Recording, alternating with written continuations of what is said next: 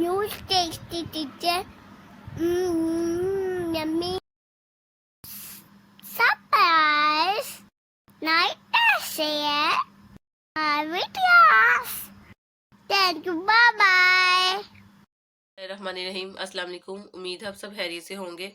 आज हम बनाएंगे मज़ेदार से कटलेट्स की रेसिपी आपके साथ शेयर करूंगी। इसके लिए हमें चाहिए 1 किलो आलू हैं, इनको मैंने बॉईल किया है। और चिकन है आधा किलो, इसको भी बॉईल करके इसको श्रेड कर लिया है।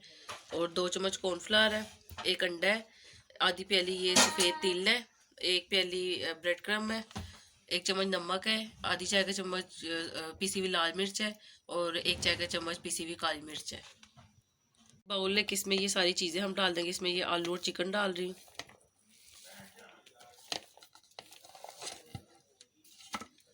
ये ब्रेड क्रम्ब मैंने फ्रेश बनाए हैं, 3 पीस लिए हैं ब्रेड के और उसके चॉपर में चॉप कर दिए। ये तिल है सफ़ेद, कॉर्नफ्लावर, ये ड्राई इंग्रेडिएंट सारे और ये अंडा। इन सारी चीज़ों को अब हम डाल के इनको अच्छे से मिक्स कर लेते हैं। ये चीज़ें हमारे अच्छे से मिक्स हो गई हैं। अब इसके हम कटलेट्स बना लेते हैं। ये देखिए कटलेट्स हमारे तैयार हैं। अब इनको हम फ्राई कर लेते हैं। इसको अब हमने कुछ भी नहीं लगाना, ऐसे ही फ्राई करेंगे। अगर आप चाहते हैं तो उनको फ्रीज़ कर लें और जब दिल चाहे इसको निकाल के फ्राई कर लें। ऐसे ही बस हम ऑयल मैंने रख दिया गर्म होने के लिए। अब इसको हम फ्राई कर लेते हैं। गर्म हो गया, लो टू मीडियम फ्लेम पे हम इनको फ्राई करेंगे।